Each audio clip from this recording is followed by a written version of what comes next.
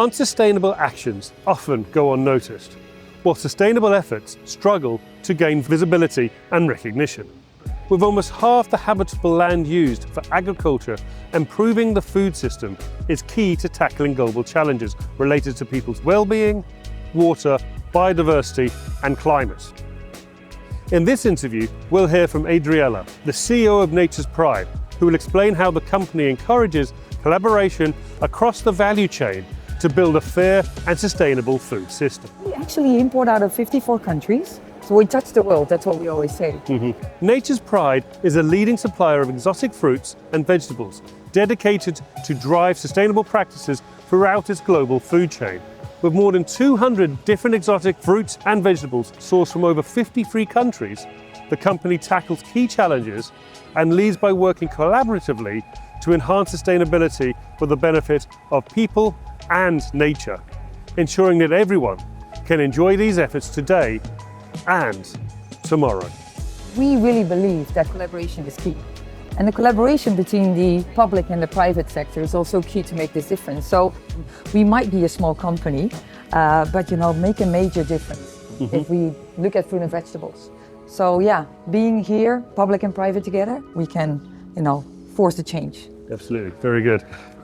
So, can you tell us about Nature's Pride and how the company has been committed to making global impact ever since its inception? Of course, Nature's Pride is based in the Netherlands and we're the European market leader of exotic fruit and vegetables, such as avocado, mango, asparagus, and we also do berries. So from the fertile soil of our growers until the first bite we do, actually we believe that the value chain everybody needs and deserves genuine care, personal attention, and a fair reward. Ever since our establishment 25 years ago, we are convinced that, enjoying the tastiest fruit and vegetables today can contribute to a better world tomorrow. Very good. And do you have any examples of kind of how you're creating that global impact? Yeah, well, the very first time that I was in with our growers in Peru, early 2000s, there were not really social standards for the farms. And so we wrote them ourselves.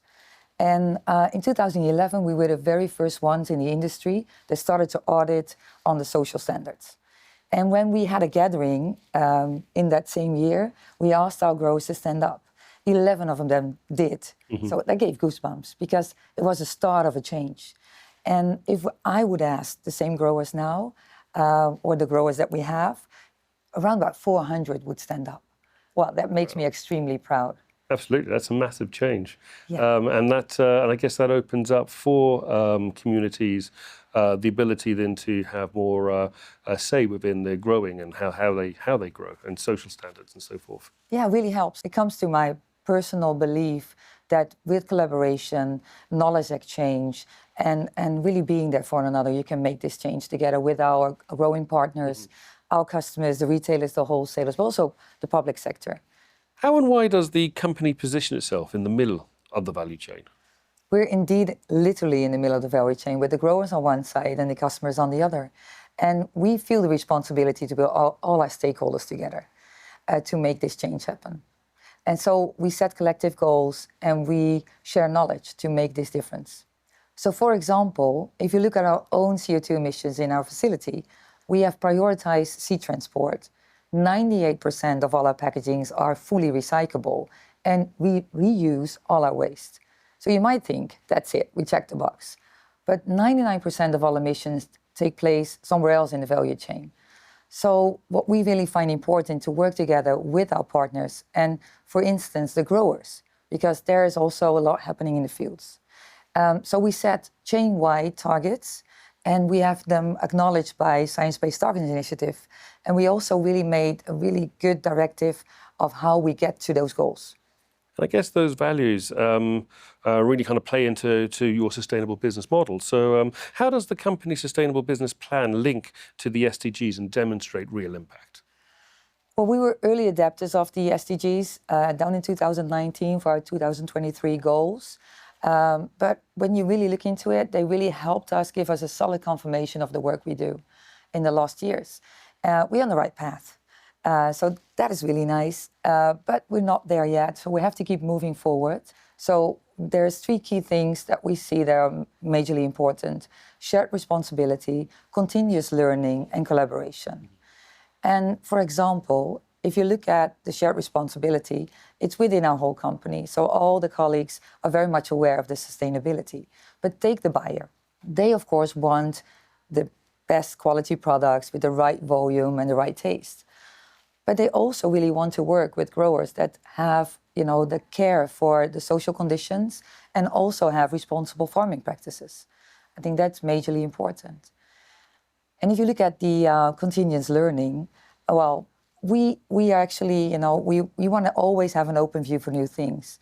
But when you look at the NGOs, they can be quite critical. So it can be a little bit nerve-wracking to work with them.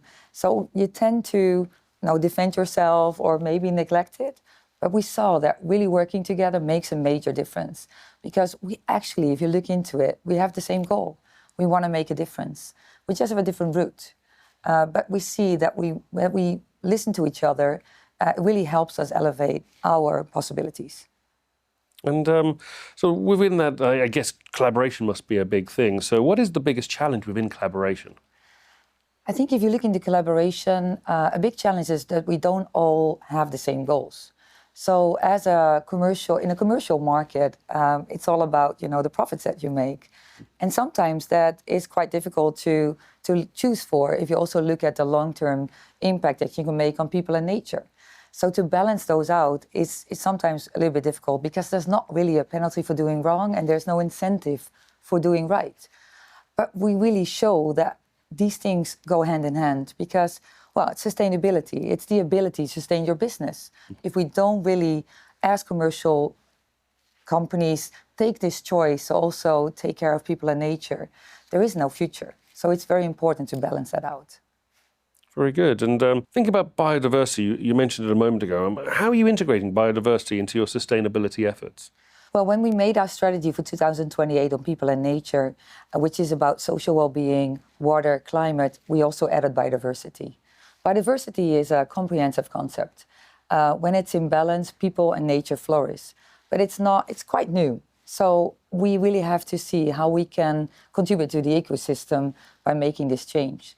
And you have to do this together, because it's not just ticking a box and there's no regulations yet. So we kind of start and say, okay, we don't know yet how completely to get there, but we will get there.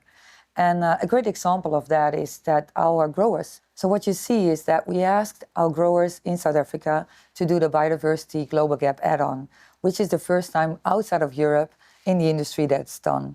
And it's a grower in South Africa of avocados and of baby vegetables, and they both passed. So it's amazing. They already do quite a lot of things, but we just also need to be able to show it. You already kind of mentioned the importance and challenges that collaboration throws up, but could you highlight some key collaborations and what particular impact they have had? Yeah, well, we highly believe that collaboration, as we said before, is fundamental for the chain-wide opportunity to change. And in this collaboration, we recognize our connection to water. And but there's a water scarcity around the world, so also in our growing regions. If you look into, okay, what do you do then? Do you walk away? Which is also not really an answer, because as it is in other places as well, it's just shifting the problem. So what we really want to do is collaborate with governments, growing areas, communities, to make this difference. We have this example there in Peru, where we also, with the NGOs and the Dutch government, really make a difference together with the growers and the farming organizations. We went up into the mountains, and in there we actually made a project, and we made like 68 kilometers of infiltration trenches to get the water more into the soil, to bring that to the aquifer. And also we planted thousands of trees. It might seem like a small step, but we have to make these steps together to make this change. Absolutely, all small steps. The more small steps are taken, the more we can move forward. Definitely. So as a commercial company in a setting with public parties and NGOs like COP29, what messages would you like to share with everyone here and beyond? Well, I'm convinced that the only way to have a commercial valid business is by taking care of people and nature. So I urge everybody to take the necessary steps, to collaborate, because only if we truly collaborate, use each other's talents, and exchange knowledge, we can generally enjoy healthy food today and tomorrow. Fantastic. Well, thank you, Adriëlle. You've been fantastic. Thank you very much. Thank you very much, Anthony. It's been lovely to be here. Nature's Pride truly exemplifies how a company can combine global impact with sustainability, positioning itself as a vital connector in the value chain. From pioneering in the fields of social well-being, water, biodiversity and climate, to launching an integrated people and nature strategy linked to the UN's SDGs. The company will continue to demonstrate its commitment to meaningful environmental and social progress, ensuring a brighter, more sustainable future for generations to come.